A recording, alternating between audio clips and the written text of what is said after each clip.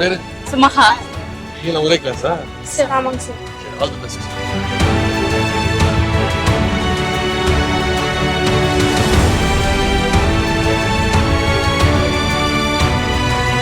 தமிழ்நாட்டுக்கு சுயமரியாதை உணர்வை தந்த ஈரோட்டு மண்ணில் இந்த புதிய திராவிடர் கழகம் சார்பாக வெல்லட்டும் சமூக நீதி என்ற மாநாட்டில் கலந்துக்கிற வாய்ப்பை எனக்கு அளித்த திரு ராஜ்கவுண்டர் அவர்களுக்கு இந்த நேரத்தில் என்னுடைய நன்றியை நான் முதல்ல தெரிவித்துக் கொள்கின்றேன். இந்த ஈரோட்டு மண்ணில் இருந்தா தந்தை பெரியார் அவர்கள் நடத்திய குடியரசு பத்திரிகையில பேரறிஞர் அண்ணாவும் டாக்டர் கலைஞர் அவர்களும் பணியாற்றினாங்க வேலை பார்த்தாங்க சொல்றதை விட இங்கேதான் அவங்க 2 பேரும் பயிற்சி பெற்றாங்க. அந்த மண் தான் இந்த ஈரோட்டு மாவட்ட மண். தந்தை பெரியாருடைய ஈரோட்டு குருகுலத்துல அவர்கள் பெற்ற பயிற்சினால்தான் இன்னைக்கு ஒட்டுமொத்த சமுதாயத்துக்கும் ஒரு அறிவு வெளிச்சம் பிறந்திருக்கிறது. சகோதரர் ராஜ்கவுண்டர் அவர்கள் தன்னுடைய இயக்கத்திற்கு திராவிடன் என்ற பெயரை இன்றைக்கு வைத்திருக்கிறார். அதற்கு முதல்ல என்னுடைய பாராட்டுகள், வாழ்த்துக்கள்.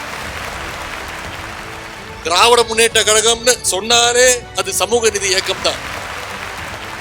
பேங்க் எடுத்துக்கிட்டீங்கன்னா நிறைய பிரான்சஸ் இருக்கும். ஈரோட்ல ஒரு பிரான்ச் இருக்கும், சேலத்துல ஒரு பிரான்ச் இருக்கும். ஆனா ஹெட் ஆபீஸ் பாத்தீங்கன்னா டெல்லியில இருக்கும். அந்த ஹெட் ஆபீஸ் தான் எல்லா பிரான்ச்சையும் கண்ட்ரோல் பண்ணுவாங்க. அந்த மாதிரி இன்னைக்கு தமிழ்நாட்டுல அதிமுக உட்பட பல கட்சிகளுக்கு டெல்லியில இருக்கக்கூடிய அமித்ஷா வீடு தான் இன்னைக்கு ஹெட் ஆபீஸா திகழ்ந்து கொண்டிருக்கிறது.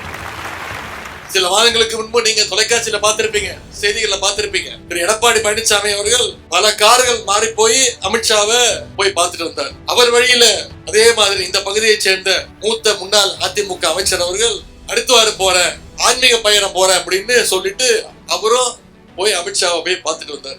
பார்த்துட்டு வந்த கையோட அவருடைய பர்மிஷன் வாங்கி அவருடைய ஆலோசனைப்படி இன்னைக்கு இன்னொரு கட்சியில போய் அவர் சேர்ந்துட்டாரு. அதிமுக இருக்கக்கூடிய மூத்த முன்னாள் அமைச்சர்கள் கூட இன்னைக்கு எந்த கட்சியில சேரணும்னு பிஜேபி கிட்ட பர்மிஷன் வாங்கிட்டு தான் போய் சேர்றாங்க. அந்த அளவுக்கு ஹெட் ஆபீஸ் அவங்களை கண்ட்ரோல் பண்ணி வச்சிருக்கு.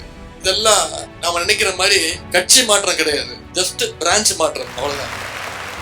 இன்னைக்கு யார் வேணும்னாலும் எத்தனை கிளைகளை வேணாலும் மாறட்டும் இல்ல தாவட்டும். இதற்கு இந்த மேற்கு மண்டலத்துடைய 2026 சட்டமன்ற தேர்தலுடைய வெற்றி, யார் வந்தாலும் மேற்கு மண்டலத்துல திமுகவுடைய வெற்றியை, நம்முடைய கூட்டணியுடைய வெற்றியை யாராலும் தடுக்க முடியாது என்பதை இன்றைக்கு இந்த வந்திருக்கக்கூடிய கூட்டத்துடைய எழுச்சி சுட்டிக்காட்டுகின்றது.